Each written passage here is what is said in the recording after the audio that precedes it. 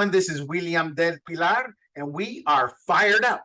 Most of you know me as a conservative Latino, and most of you know my cohort, Mrs. Karen Roseberry. If you found us on sportsgrumblings.com or Rumble, and we thank you for the support. And we've got a very special guest again. And I say special because knowledgeable, grassroots oriented, and I love saying this, he's kind of like me, isn't afraid to sugarcoat it. And that is Marc Ang. And Marc is the founder of Asian Industry Business to Business and the president of American Citizens Alliance. He is a community organizer. Thank you, guys. Really nice to be here. Oh, okay. Marc's done a lot, but make sure you catch his work at Newsweek as he's a published author there and everywhere else. Marc wants to get right into it, so let's do it. First of all, let's talk about Gascon again.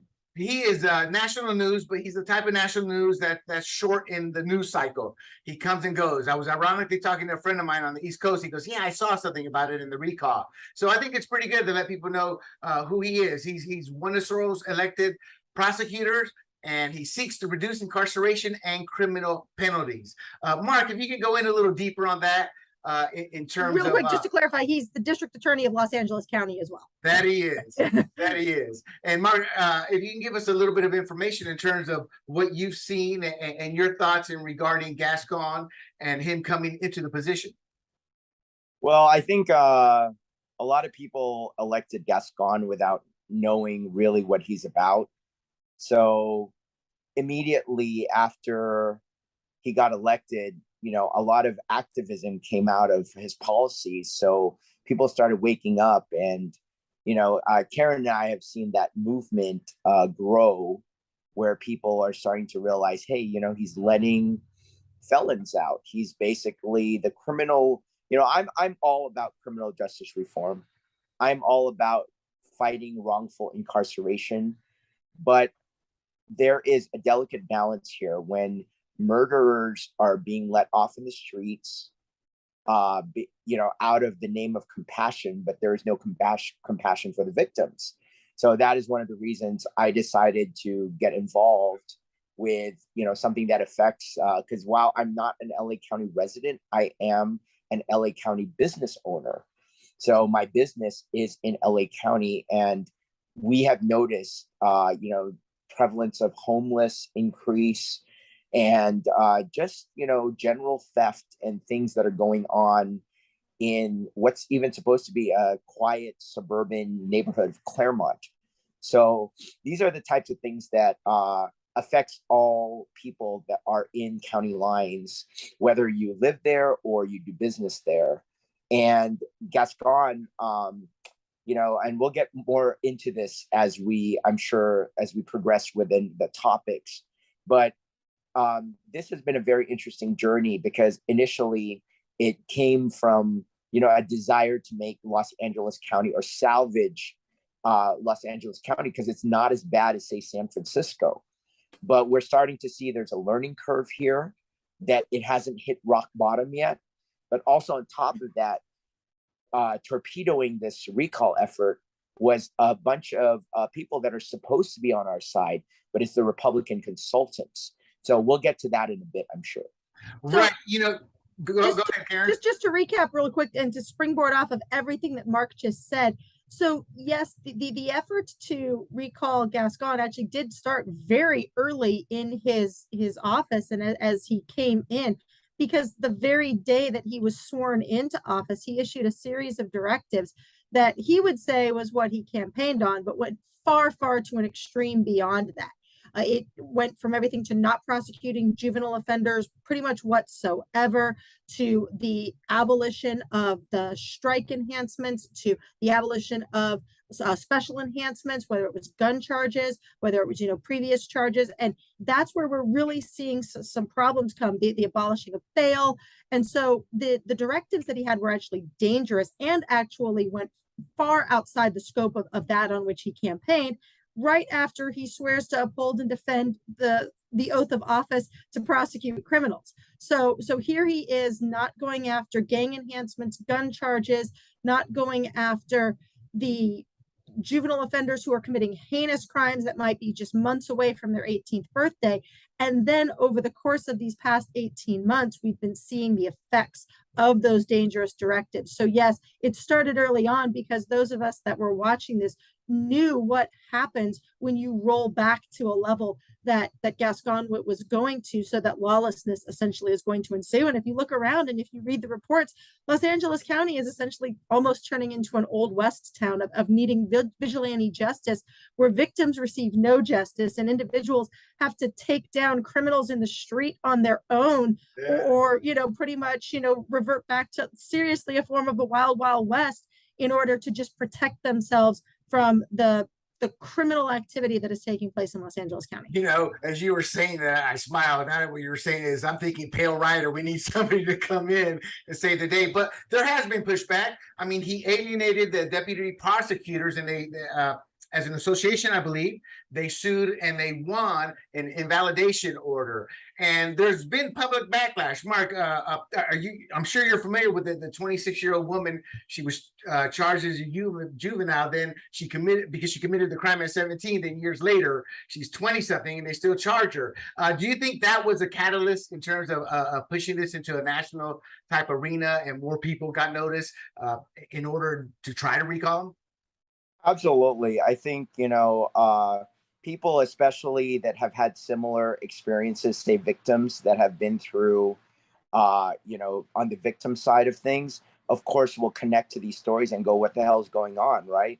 So that's exactly basically the WTF moments that have woken a lot of people up to, wanting to get involved. And Karen and I, with Recall Gascon now, we're able to see a lot of people in the community that were affected, from moms of murdered children that had, gotten, that are dealing with some of the real world effects of Gascon's overturning of certain policies, like letting the murderers back on the streets, which would, worry any family member, because even though their child is deceased already, there's the worry about revenge and the safety of the surviving family members. So this is the type of thing that is really frightening when you have an activist DA that's not doing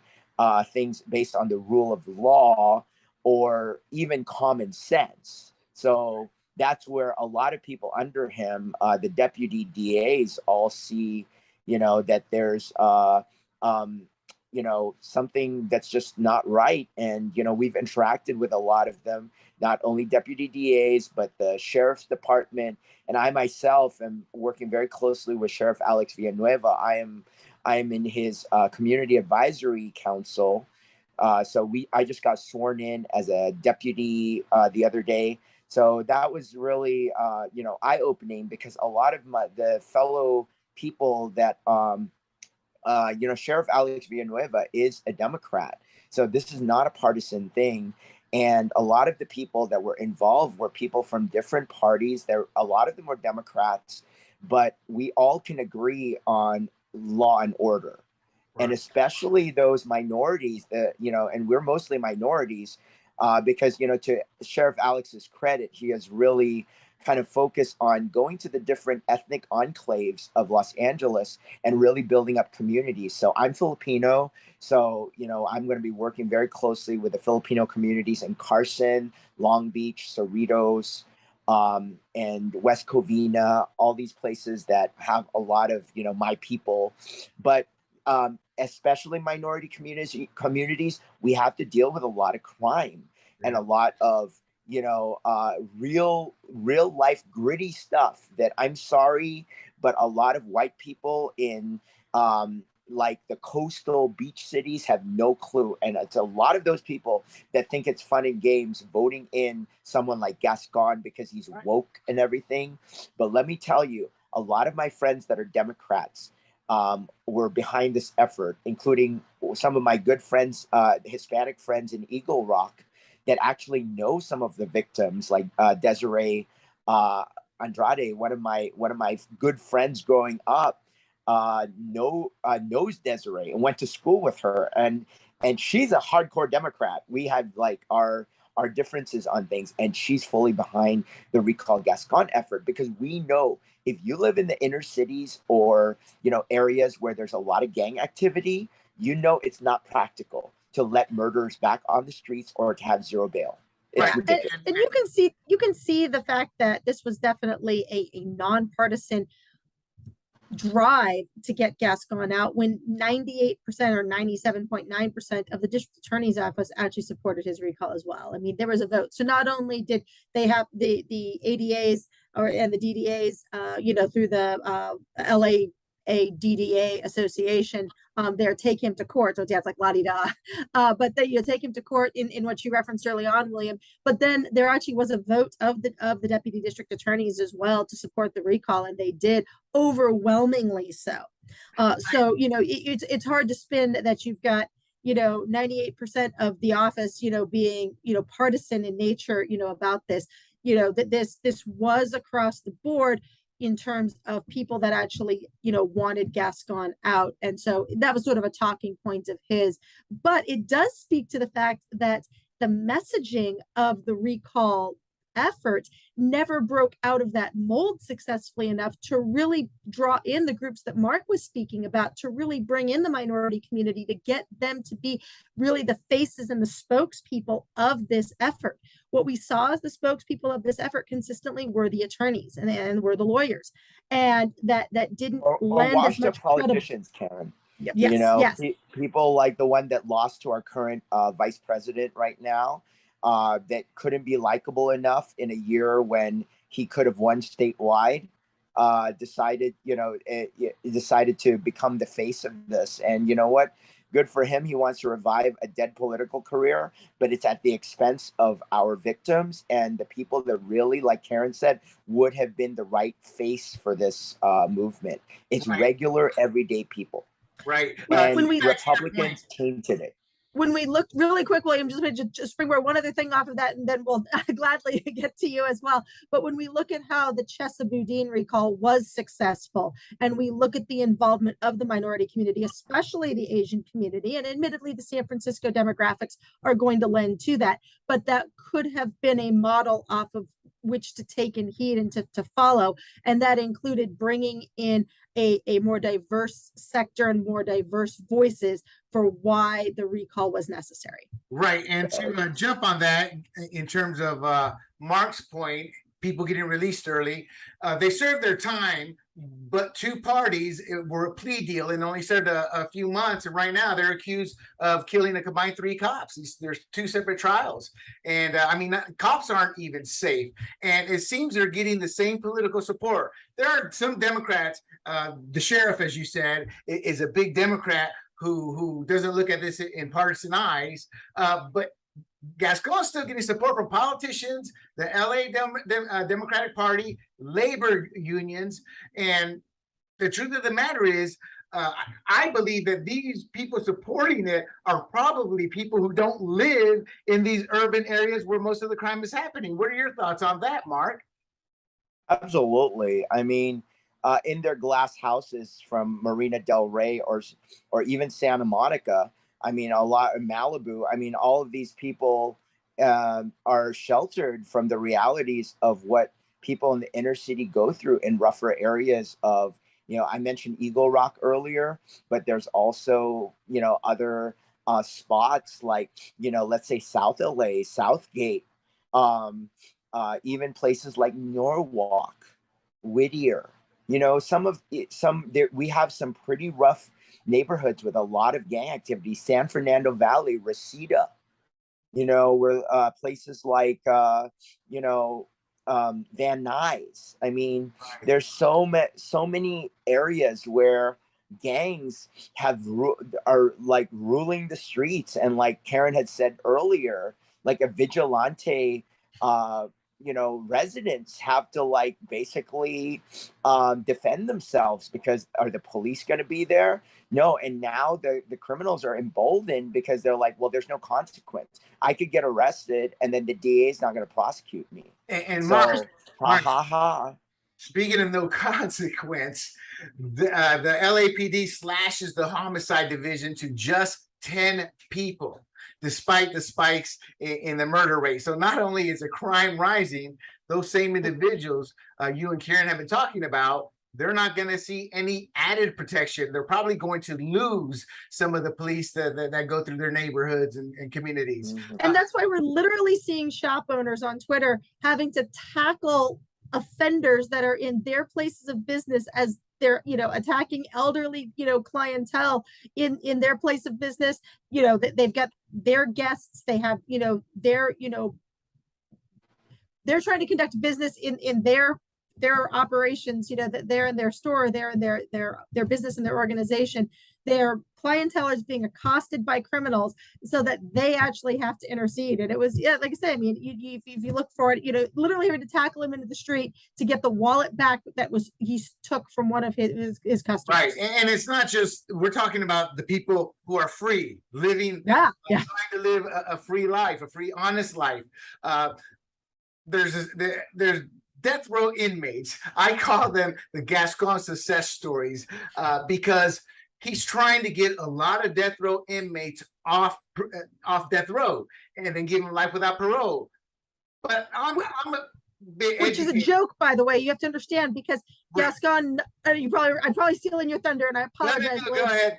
But not only, I mean, it might start with, okay, they're going to be taken off of death row and put allegedly on life without parole, but he believes in elder release. So when they hit 50, they're going to be out. So now you have someone that was sentenced to death, who wasn't going to get the death penalty anyway, thanks to Newsom and or Gascon, who's now being sentenced to allegedly life without parole, but life without parole under Gascon's, nightmarish, vision that we all are living under is now elder release and being out at essentially 50. Right. Now, here's some people on death row that are no longer on death row. And I just want to highlight a few because I think they're pretty bad and vicious and brutal and savage. It's just the basic instinct of human nature unchecked. Carmen Ward, a gang member who killed 2 teenagers for crossing into his neighborhood. Douglas Kelly, a personal trainer who sexually assaulted, then stabbed his client 30 times with a pair of scissors. Carlos Hawthorne, convicted of hog-tying a woman and her 16-year-old daughter before shooting them both in the head. These are brutal, brutal murders, and they're going to be eligible for parole at some time, regardless of the life, without parole that they're telling the public. Do you see this, Mark, first and then Karen, do you see this as a 2-step process Gascon has in the back of his head to free this criminal, despite telling families, oh, you don't have anything to worry about, they're not going to get out? What are your thoughts on that, Mark? Is this very devious on his part? Yeah, I think that Gascon wants to obviously do some damage control on his reputation already. So he's saying a lot of things that are patently untrue to defend, to basically try to appear mainstream. But what he's doing is not mainstream at all. And, let's not even, I know we're talking about very extreme cases, but even in the Asian community, crime has been going on for a long time, whether it's, property break-ins, which has been a real problem in a lot of our middle-class Asian cities, like, say, Arcadia, say, Rowland Heights, Hacienda Heights, all that. These areas have been victim already for a lot of Asians, and that's increasing. And think about how many times those things don't get reported either. But property break-ins is no laughing matter. Or how about businesses that are being really screwed over right now because the homeless problem is the homeless are getting emboldened. So now the homeless are going and shutting down, basically causing problems for businesses, like loitering in front of restaurants, harassing and panhandling patrons. All of these things are some of the less sexy, because it's easy to talk about, like gang members being released on the streets, but things that really affect your everyday life, those things under Gascon has really been affected in a negative way. So I really want to bring that up as well, because it's not all just, dramatic cases of murder and rape, but there's also, just your everyday like living that's affected. And that can't be underscored enough. I obviously. No, go ahead. I'm sorry, Mark, go ahead. I completely agree with what he's saying, and it can't be underscored enough because it ties the hands of law enforcement to be able to go after what are traditionally called lower level crimes. But when those lower level crimes are not actually addressed, the criminals that are responsible for them go on to those bigger level crimes. So if we could have addressed the ones that Mark is speaking about, and if we could actually affect those quality of life, and actually, improve the quality of life by getting the criminals off the streets who are committing these crimes, then the bigger crimes that we know and we see them committing later on could also be stopped. Because it is a rare case when someone automatically, their first crime is one of those big ticket crimes. It has been a progressive movement through the criminal justice system where there hasn't even now been a slap on the hand, because they literally are being turned out without bail for having, been arrested for exactly the type of crimes that Mark was just speaking about. Right. I try to tell my friends who see no big deal about this because of, their ideological beliefs. I go, I don't know one person who likes it when a bum goes to their car at the stoplight with the window washer. I go, it sounds silly. You then get nervous because you don't want to give him any money, and if you don't give him any money, you don't know how he's going to react. So you're in fear while you're sitting there. And I always tell him, think of the homeless in front of the restaurants and stores doing this, not just to the employees, but the customers. They're just going to go elsewhere. And that's the dilemma, that they don't want to connect or see the ability to connect, Now, looking at some numbers, though, we know Gascon is simply put really not helping the community out. Exactly. And this is the backdrop against which the recall effort came forward, because we've been living this in Los Angeles County, and we've been seeing this rise now for the last 18 months. But we also saw the threat of this as soon as Gascon issued his directives.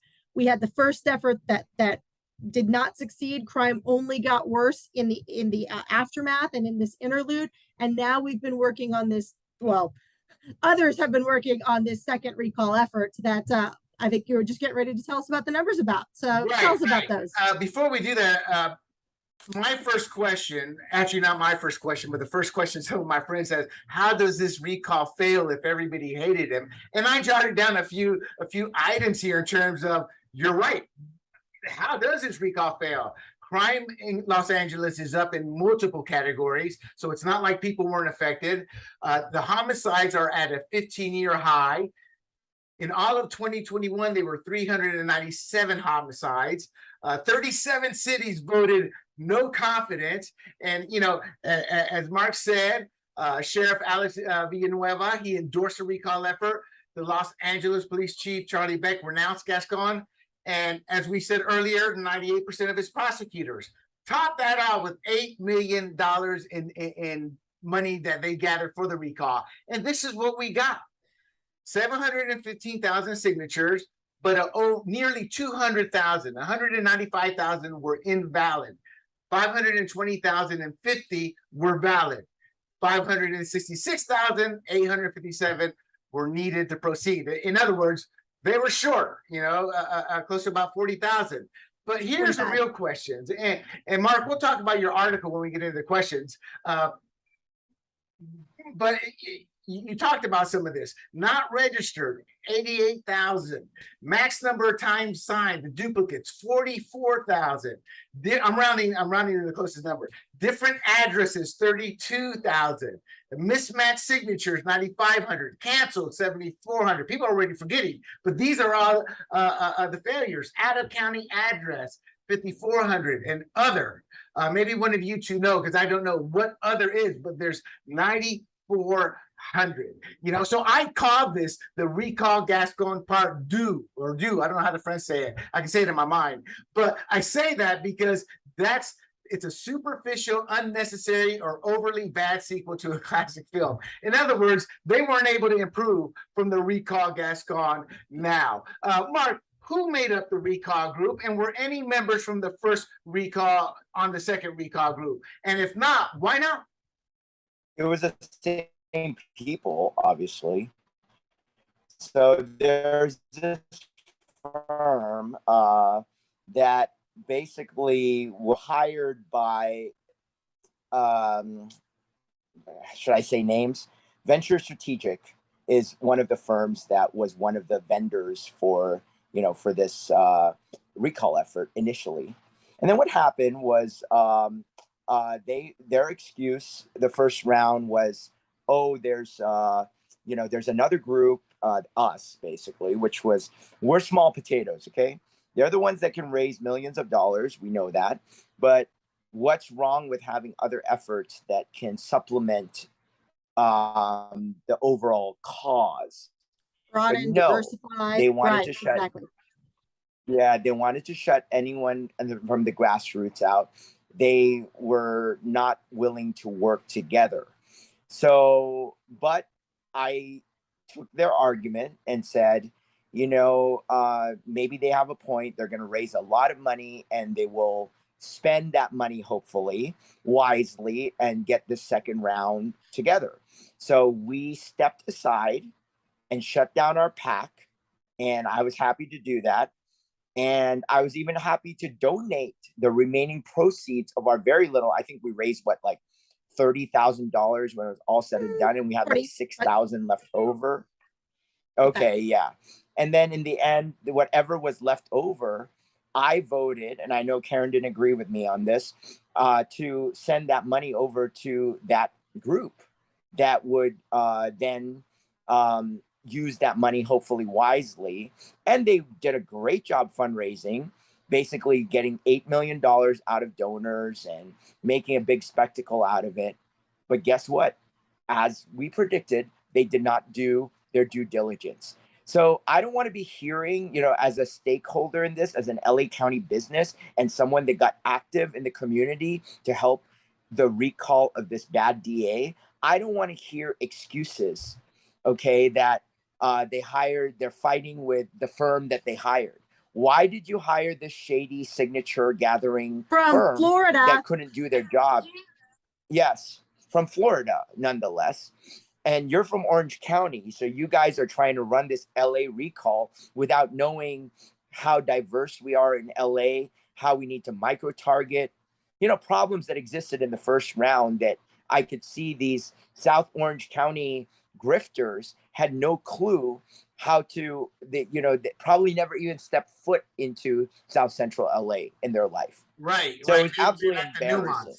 They lack the nuance of understanding the community, the people, and exactly what was happening. It's a situation in which it doesn't make sense to me. Please correct me if I'm wrong, but I think most people would agree. I view the people running the second recall here as the money bags, the people in power. But I view the conservative grassroots as the muscle. They're the ones that are going to be out with passion, out on the streets, making the cause. And having run a business as well, there's a disconnect with somebody who's just working for their check. When you're paying people to walk and they're counting each house however they get paid, but there's no passion. And that leaves a lot of room for errors. So I would say that's actually the problem, though, that there were strategic errors. If you actually could have gotten people to walk, whether as a volunteer or to pay, that would have actually been a step in the right direction. But this did not have the strategic approach that it actually needed to take. That it started late.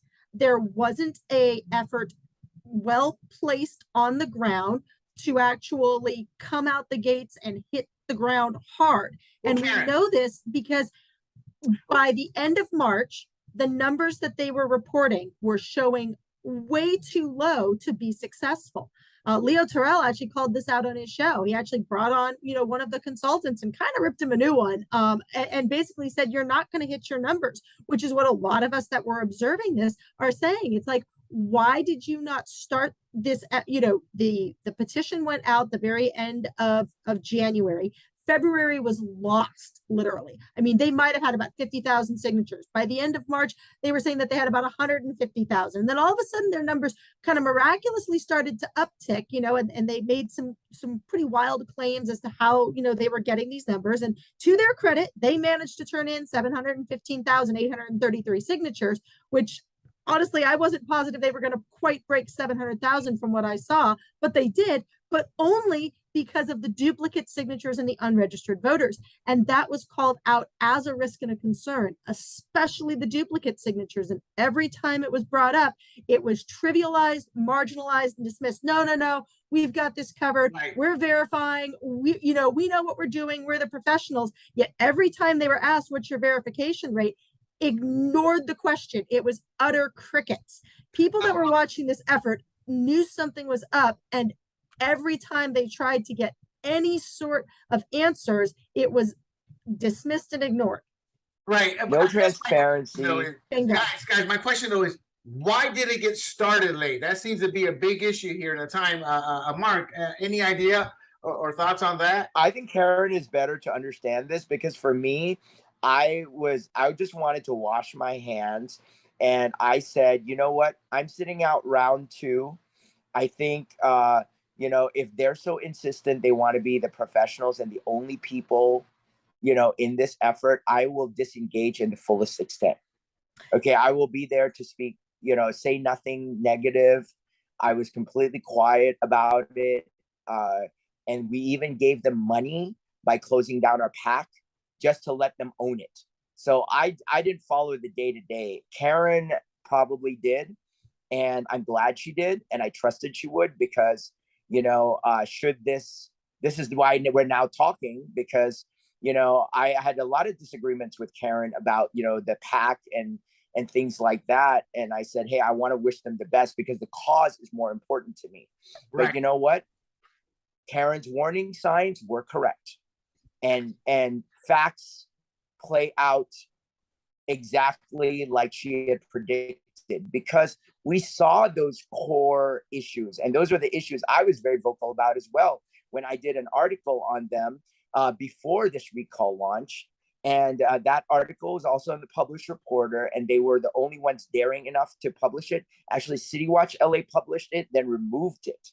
But I basically said, I have a very, very strong reservations at these same train wreck people in round 1 trying to run round 2. But okay, we were pressured. We even had some of these deputy DAs, like this guy named Marc, shares my name, even the same spelling, came after both Karen and myself. And I said, wow, that was really rude. But I didn't take it personally. And I said, you know what? Let's step aside, because I think that's the right thing to do. Let them own it. Right. And I'm glad we did. I do not regret my decision, because one of the bigger fights with conservative activism is exposing just how bad these Republican consultants are. I highly doubt they even care about the cause. They just know that they're raising money from a certain portion of the ideological spectrum, which is on the right. So they go after these people, and it's money for them. It's a business. So they go out, and we've watched them in very cunning ways, and very, you could tell they've done this a million times, but things have changed in the era of Trump, in the era of grassroots branding. You cannot rely on the old GOP brand anymore to win a movement like recalling a DA in Los Angeles County with all its diversity. And we kind of knew that. And those were the things we warned against. But because of all the hubris from this consultant group, as well as, a DA that lost to Kamala Harris and actually brought us this terrible vice president right now, I lay some of that on him. And he's trying to revive his washed up career. He went and trashed Karen and myself. He doesn't even know me. He doesn't even know Karen, and went and trashed our character in the news media. And I said, yeah, whatever. So in essence, the second recall group went after you guys. Not well, William, to answer your question though about why the late start, and part of that speaks to the fact that the team that was in place didn't have the LA contacts. They didn't have boots on the ground in Los Angeles County. The individuals that were running this didn't know the players successfully enough to be able to have them trained, have them equipped, have them ready to hit the ground. They were relying on almost exclusively a paid effort for this, and the paid effort wasn't ramped up to the level that it should have been. And it need not have been. I mean, they set the timeline for when this was going to go. They had a poor strategy of wanting to have this hit the November ballot, which was, again, one of the points that were discussed early on when the two groups were kind of sort of talking, and the fact that it would have been more strategic, it would have been more advantageous to have this after the November election, which honestly, if it had qualified at this point, it would have been after the November election because it didn't hit that window any further from the verification process. But they were trying to play beat the clock of getting this out so that they could potentially hit that November ballot.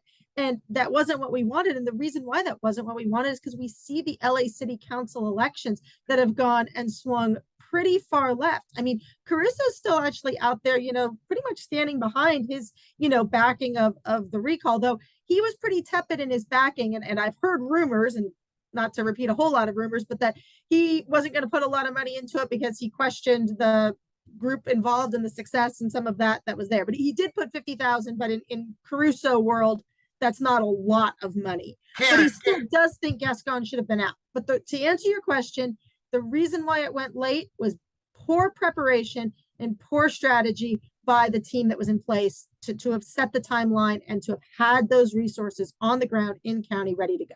So specifically speaking, what kind of ground game did they have? Any ideas of how big it was, or was it paid, volunteers? I mean, it seems that's the key to get the 30 percentage points over the signature allotment to make sure that this doesn't fail. Yeah, we discussed a little bit, what they should have had. They should have hit 800,000, and with $8 million, they should have been able to turn in 800,000 signatures, because this should have qualified with the random sample. And what that means is that when the random sample was conducted, there's a verification rate, and the verification rate was actually about 5.5 points higher than what it ended up being when the total count was completed. But had they done their due diligence, had they done their job properly, they would have turned in 110% of the signatures on the verification rate, which would have been right around 800,000 signatures. And if they had done that, would have automatically qualified for the ballot. We wouldn't have had to go through the month-long waiting process of counting every, signature and verifying every signature that was underway. But they couldn't even hit that number. Again, started late. Their strategy for, going after these signatures ended up just epically failing because they didn't have enough personnel in county to get them. So then they started a mail effort, which they didn't filter for at least properly enough for duplicates, hence the 45,000 or 43,000 and change of duplicate signatures that came from that. They did this mailing in the midst of primary season, where every other day you're getting some political junk mailer. They're targeting a very select group that many of them had already signed, and it wasn't really broad enough, despite their claims of 3.6 million registered voters getting it. A ton of them did not. So their targeting for this mailing was not effective.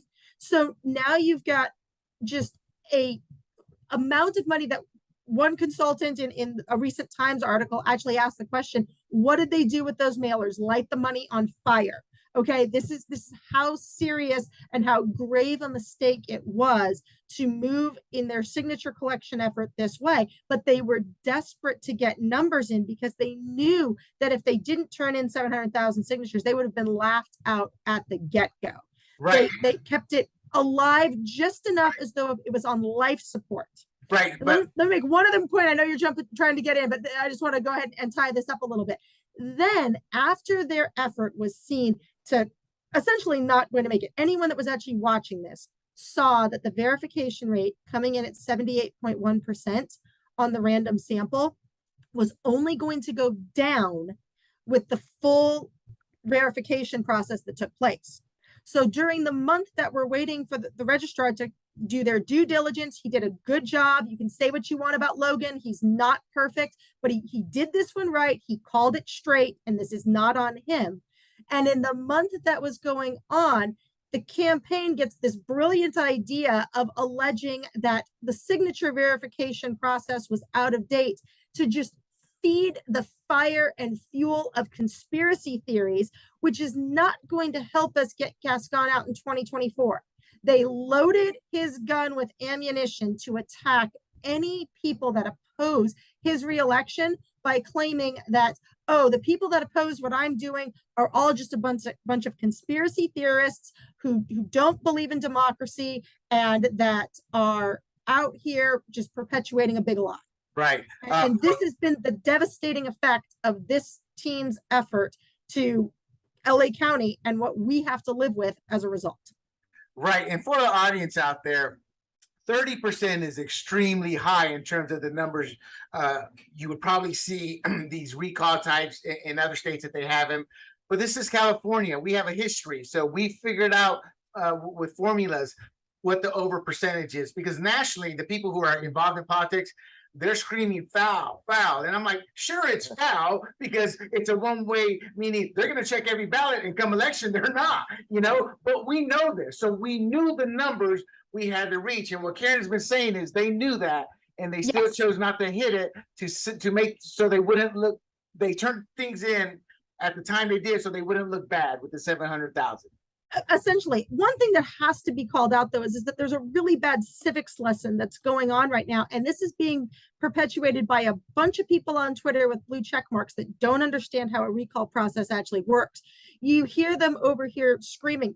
Donald Trump Jr. was actually one of them, talking about, oh, this, verification rate of ballots. There were no ballots. There wasn't a recall yet. This was a verification of signatures on a petition. And the standard for verifying signatures on a petition is, it's not the signature that's actually being matched. Is the person a registered voter? Are they in Los Angeles County? Did they sign twice? These are all the things that were being disqualified in the petition, in the verification of petition signatures that are completely separate from ballot signatures or ballot verification, which is also why this alleged call of we want observers and we want to see what's going on. You had the signatures, you were supposed to verify them, and you get the disqualified signatures back to examine for 21 days.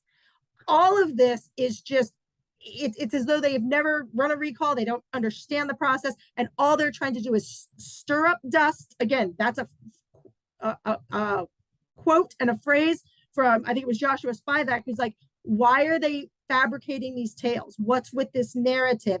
It just stirs up that dust to cause confusion and commotion on an effort that they should just be taking accountability and responsibility for and saying, mea culpa, we screwed up. Now, we do want Gascon out in 2024. Clearly, we're not the team to do it. We need to just go back to Orange County. Mark. Zero humility. Yes. Zero humility. Mark. And that's one of the things that really bothers me the most about, these political consultants. It's like, it was so transparent, the damage control they were doing, instead of just saying, hey, we screwed up. Because, I know Karen explained a lot of this stuff. She's been following it play by play, but I know enough to know that it's completely disingenuous for them to be, even when I saw that they were trying to blame it on, come up with these conspiracy theories, I said, wow, the nerve of these people. They can't do their job right. And then now they're going to access the alt-right type of, messaging and hope that will give them a pass from not doing their job properly. And also grifting all this money. It seems to have worked on a national level, because what I find frustrating is everybody's blaming, saying foul, fraud, etc. And all this is doing is shielding the incompetence of the people who run our state politically, in terms of Republican Party leadership. Even though they're like, hey, this wasn't us. These were your people. So don't tell me it wasn't us. It may not have been you on the official form, but it was your people. As you all said earlier, they push you guys out because money does that. So were salaries, is that public? Were the salaries that these individuals, am I looking too deep into it? Or was that a big chunk of the 8 million or a good chunk of it going to salaries? You can pull the 460 forms for anyone who's interested. And I would encourage people that might watch this that actually want to learn more about this. If you type into Google LA County finance reports or campaign finance reports, you're going to get the website for it. It's like apps1.LA County voter, something along those lines. But you can search for the committee and you can pull it up, and it's several hundred pages, but everything is well documented. I will give mad props to the controller that they have. They had a very ethical treasurer who did document everything extraordinarily well in terms of the paperwork and the financial statements that were there. How the money was spent, now that's their finance director, and that's a totally different discussion. How the money was spent is exactly the problem, because with $8 million, there was zero reason why they shouldn't have had 800,000 signatures, especially when a quarter of the signatures were being turned in by volunteers. They could have paid $13 a signature and they could have gotten 600,000 paid signatures, 200,000 volunteer signatures, 800,000 turned in, and we'd be looking at a recall election for Gascon, which is what we should be seeing. Right. William, But Karen, William, to your point, real quick. Well, to your point, grifters. They're being called grifters. Well, and that's why I asked the salary question. So, do we know their salaries and what they made? Do either? I heard a report. I have not added up everything. I did look at the 460s because I can conclusively state that 8 million was raised. 46,000 was cash left on hand. That's on your front page of it. I did scroll through to see some of the large expenditures that were made, and there were individuals and organizations that were into the millions in terms of what they were paid. So, I would encourage people to add up those figures themselves and to go into that in greater detail. But to your point, William, the local folks that are covering this in the news, I know exactly what you're saying at the national level, those blue check marks and people that just are using this as a talking point about whether it's voter integrity, which it's really not. But the local folks are starting to get wind to this, and they're starting to actually ask some much harder questions. And they're asking, what happened with $8 million? Why wasn't this successful? We deserve better answers, and blaming Logan is not a sufficient answer whatsoever. Let's just say this. If they're claiming that Logan is fraudulent or whatever and doing this, he didn't even have to be fraudulent in this situation. Well said. That's the whole thing. Hey, Mark, talk to me. Why do that? Exactly. And risk your they didn't have the numbers. Mark, we've noticed the term consultant throughout. Us three know what it means for California, but when you use the term professional consultants in regards to the Republican Party, to the detriment of the people, that's how we're hearing it. What exactly do you mean by the professional consultants? How are they so enmeshed where they seem to be controlling and creating a lot of these losses? That's a very good question, William. I'm glad you're asking that, because it sounds like we're creating a boogeyman, right? But honestly, there are good consultants. I'm not going to knock all of them, but what we have in Orange County is quite a dynamic of a few consultants that have been so used to winning by default and not doing any work, because Orange County used to be the reddest county. It's what happens in a generation when demographics change and it gets urbanized. So there's a lot going on there. But those macro trends exposed just how little work a lot of these enmeshed consultant class in Orange County have been running campaigns since the 90s. It's the same people, the same firms, the same bloated firms that have access to all these donors and take all the money and sell them something, because they know the donors are not going to do their due diligence. They're like, they can tell them a few things and say, hey, we're the ones that are running campaigns, we'll win this. But the reality now is the track record is so bad. Like, the fact that they had $8 million and couldn't get this recall through on a ballot is hilarious, because it goes to show and arrogant, because they will not take any help from others. They want to be the ones controlling everything. I dealt with this in the elder campaign as well. Just absolutely fascinating how these people are so controlling over the movement, as if they can be the ones to do all the heavy lifting to make, to make a recall happen, when you really need the whole community by your side. I'm not saying that I'm any great person, but by shutting me out, they shut off a lot of arteries to the community that could have helped maybe make the difference between those last few signatures needed. But burning bridges like this is, what they do in the name of, dealt with this also with Elder Campaign on a few things when I helped them raise so much money. And then I just kind of like teased it. I said, hey, I'm raising you all this money. Shouldn't I get a commish? Oh, you won't imagine the way they acted. Oh, yeah. Yeah. I mean, I don't need the money, but I was just like, hey, let's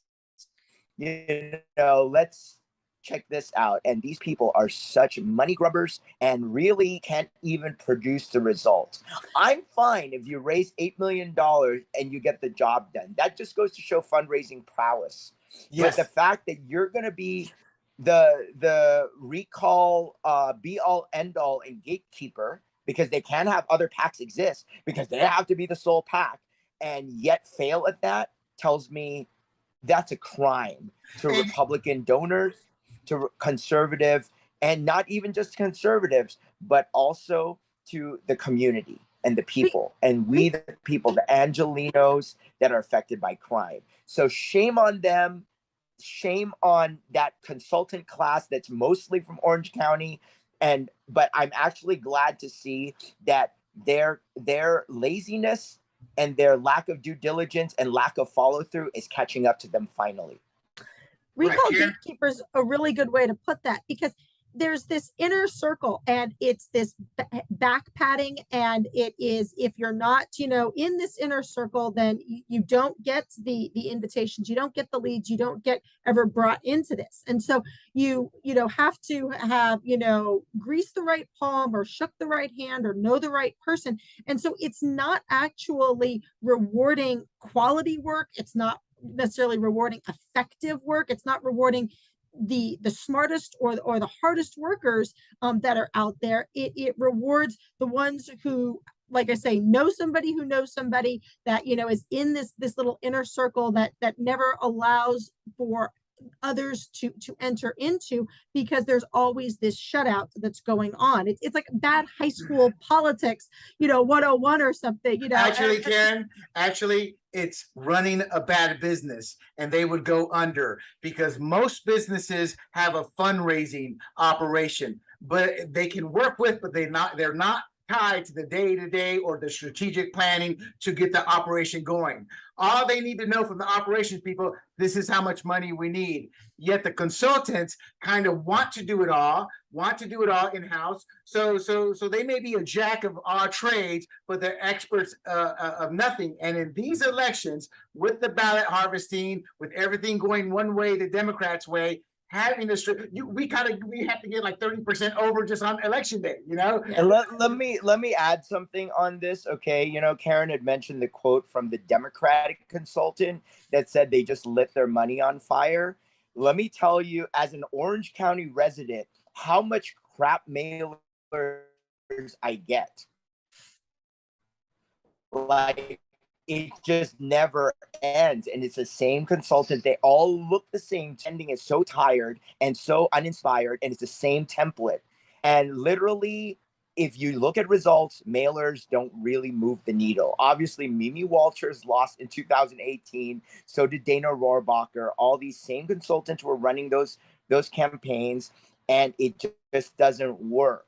And the Democrats know this. The Democrats know they have to get out in the community. And that's why they have, the results to prove it as well. That's why they can ballot harvest. That's why they can do all these things. Republicans try to ballot harvest, but they never do it because they have no community roots or arteries.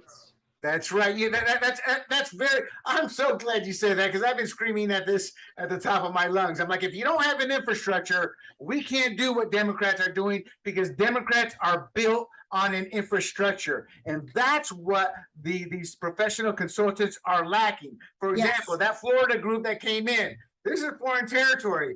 their boss should have said the first thing you do, get a hold of the grassroots leaders and figure out how to work. Now, that was not supposed to be, hang on, time out on that, just to clarify and to call out appropriate connections of where they were made.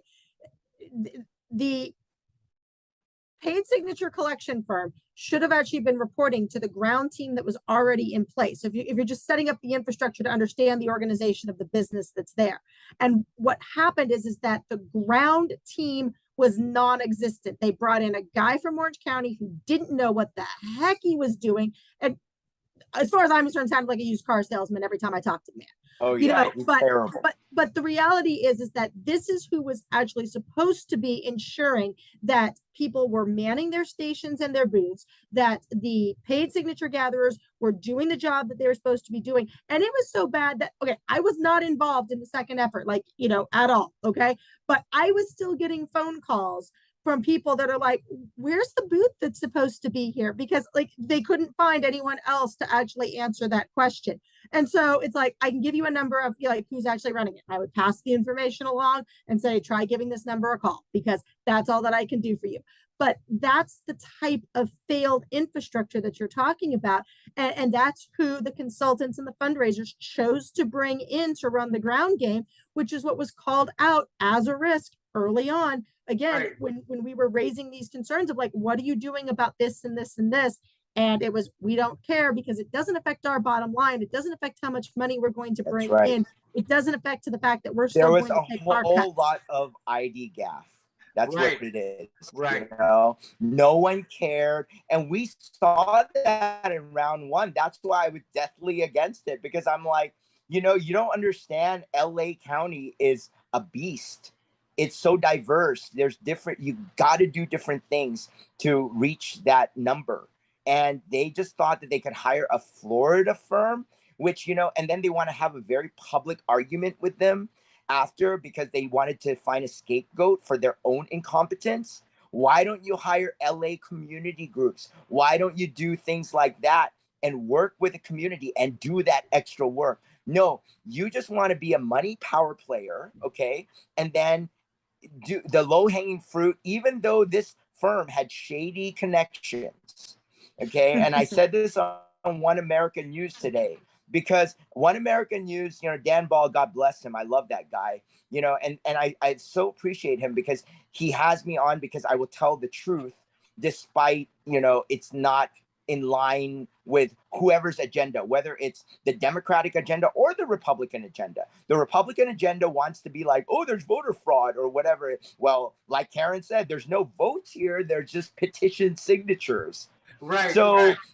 I'm going to call out that they dropped the ball by hiring this Florida firm. That right. is on them. The buck stops with the gatekeeper.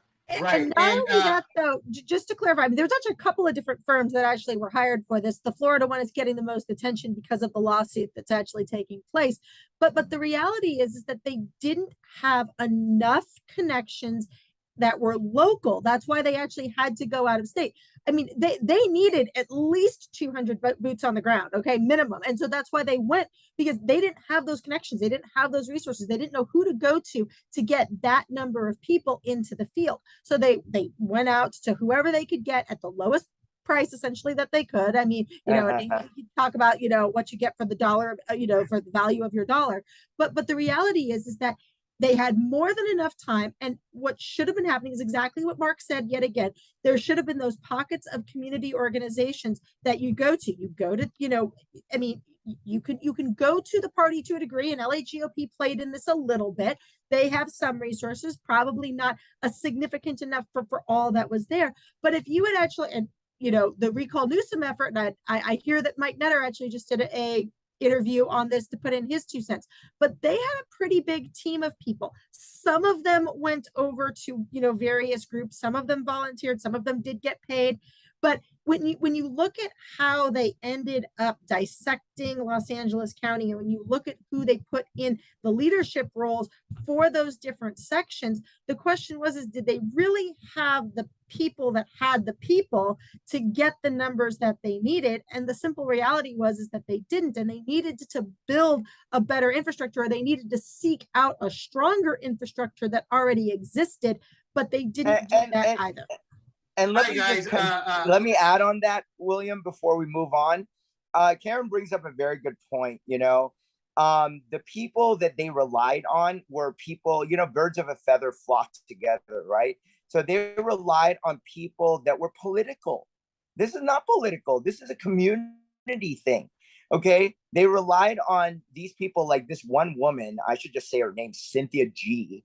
She was so terrible to me. And, just on things like we didn't agree on elder versus whatever, Kylie at the time, and went after me. They put people like that want to be, they're like political wannabes. Okay.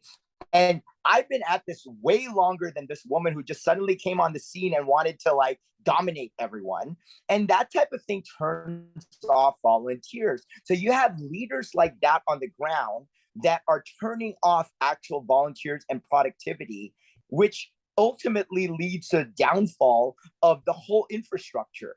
So you need to deal with people that are human beings. I'm sorry, a lot of people in politics are not human beings. They are these power-hungry shells of, they might as well be robots or zombies. The LA GOP has a lot of that as well. They only know how to be political. And when you're political like that, you basically negate the ability to connect on an issue like law and order, crime and safety, taking care of your family, taking care of your community. So you literally had the worst ambassadors running around, leading to the infrastructure falling apart. Right. And the eventual result was that the efforts devolved to a point where they were sitting in a campaign office waiting for mail to come to them rather than going out to the voters, holding conversations, knocking on doors, which should have happened from the get-go. But again, that was a strategic difference as well. That was just never going to be bridged because it was going to cost more money, which would have cut into those salaries that we've been talking about all along.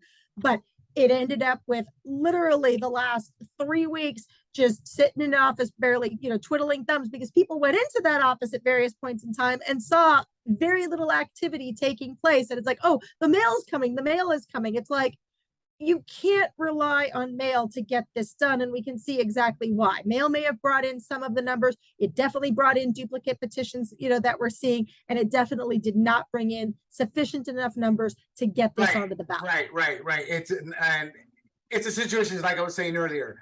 They weren't talking, one group was trying to control everything. At the end of the day, the numbers didn't match up because they didn't work together, or the people they hired, they weren't communicating with it. Again, it's how businesses are poorly run.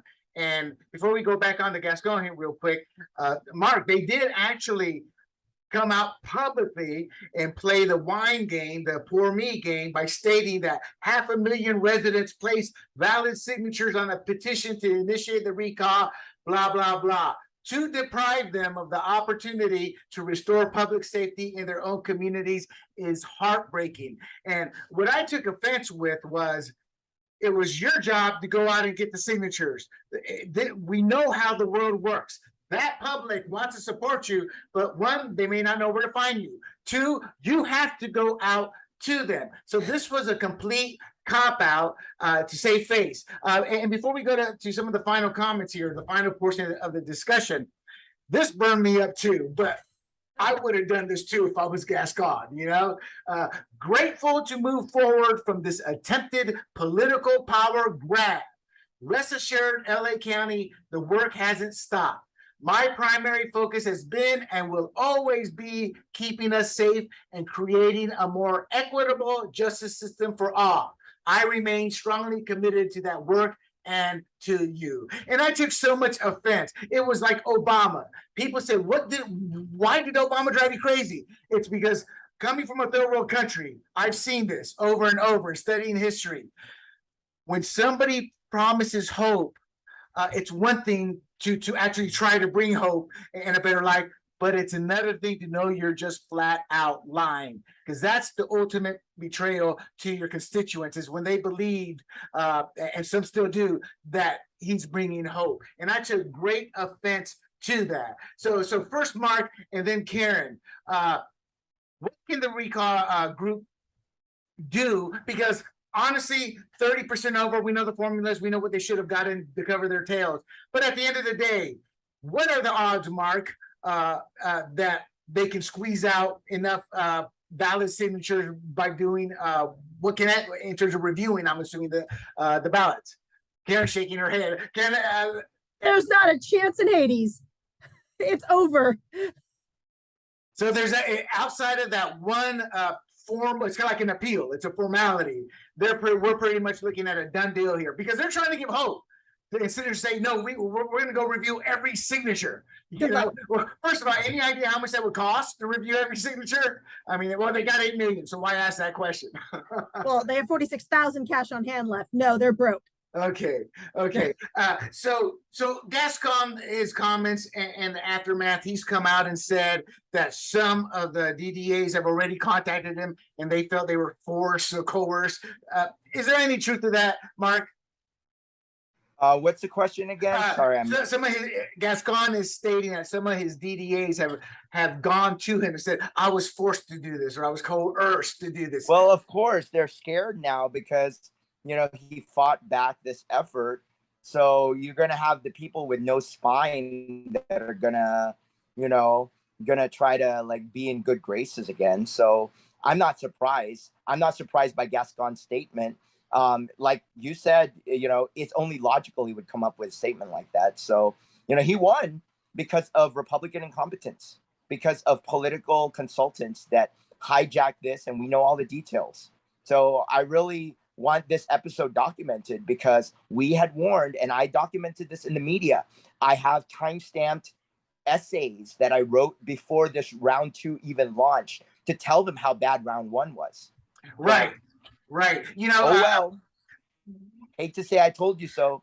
Honestly, I haven't said it throughout the show yet, but I just figured it would fail. The reason we got the recon Newsom is because it was fed and they had an infrastructure of grassroots. There was never an infrastructure here. And when Karen told me the numbers they had to achieve, I'm like, they're not going to get it because it's not that number. It's the 30-some plus percentage points they have to get over. And that's where I thought they would struggle. And obviously they did. This was not, people who know politics here in California, to the listeners, this wasn't rockets. You didn't need to be a rocket scientist to figure out the odds of this failing was higher. But in these people's defense, Fox News, the recall group itself, I mean, they were like, we had the signature. They were giving the perception it's a done deal, and it wasn't. Final question, Karen first.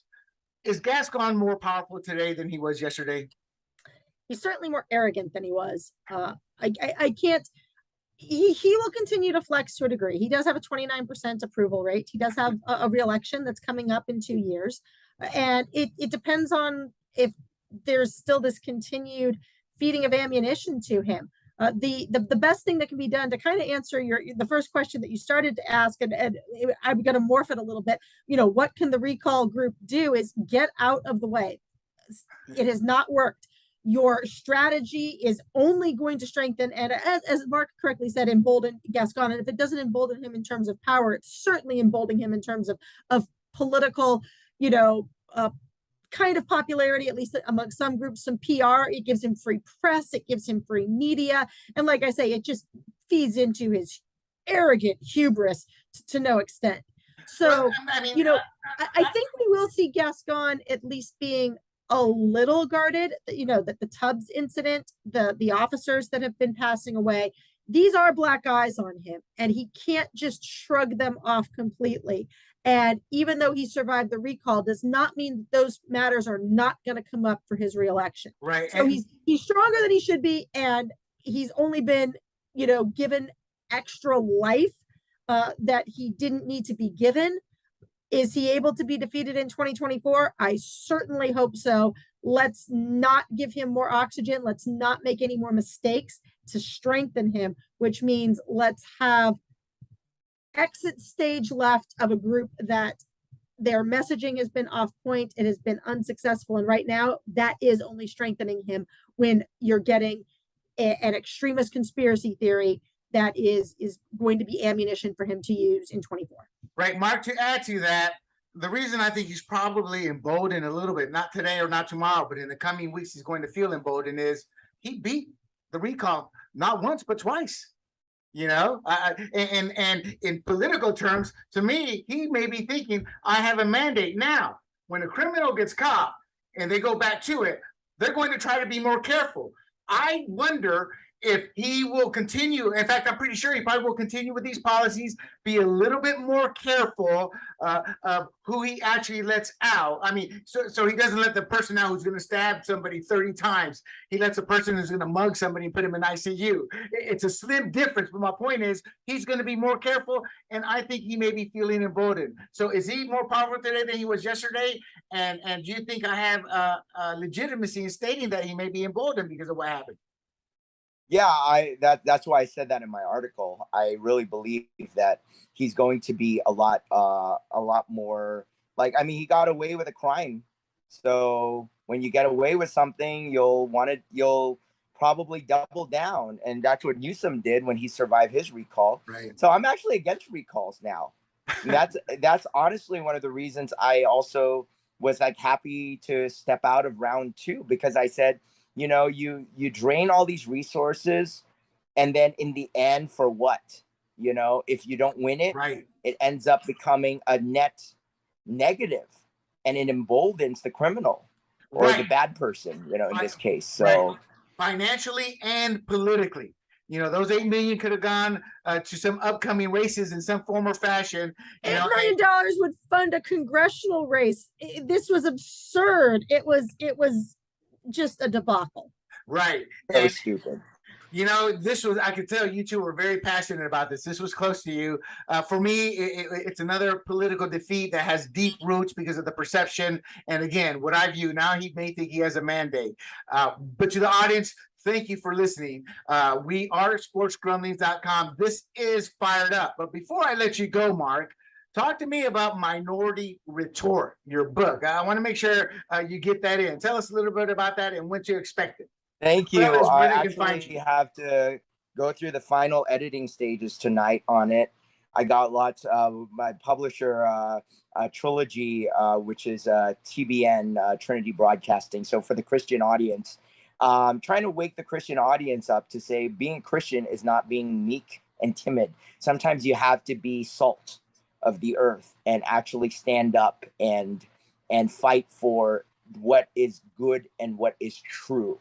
We're in a world where lies are becoming the norm and delusions are becoming celebrated versus addressed properly. So, you know, the book, I'm so excited because pretty much it's done. And we have, you know, everything, all the topics from a perspective that is coming from, not from a partisan thing. Obviously, I'm a conservative, but there's a lot of things where I challenge people to look deeper. Like we have Senator Ted Cruz, for example, who I usually like on things, that voted recently for the Big Cat Safety Act. And I was actually involved with a lot of the people from Tiger King. And I saw that, you know, despite what you think of them, you don't allow the government to seize private property. Sorry, whether it's your animals, your land, that is an issue that is shocking that Senator Ted Cruz would side with Carol Baskin, which was the, you know, most of America watched it and said, oh, she's clearly not a good person. And so things like this, and then working with PETA because they're desperate to get in good graces. Let's look at the history of PETA and what they've done to torture animals. I mean, all of these things, let's not default to our political party, but look for the truth and what is common sense. And Minority Retort goes into that, whether it's the Tiger King stuff, whether it's issues like transgender, whether it's issues like abortion. I try to talk about things that everyday people will understand versus the world of politics. I do talk about politics. I do talk about business, but all that stuff, it's very well-rounded, I think. So I'm very excited to release it. Should be out probably in the next couple of months or so. And where can people find your work or follow you? They can follow me on marcang.us, marcang.us. That's my website for what I write. But Google me, I come up as an official author and journalist. So it's kind of funny. Google now recognizes me as that. So we'll make sure we have a handle where they can find you. No worries at all. And again, you two were passionate tonight. You kind of ran me off the side of the road, but I was happy to let you explain to the audience. What do you expect? There you go. Mark, I hope to have you back again at the latest when your book comes out, so you can maybe talk a bit more in depth about it. And Karen, as always, It's good to have you on, and to America and the world. This is Fired Up, and we will see you next time. Thank you so much, William. Thanks, William. Karen. Thanks, Bye-bye. Mark.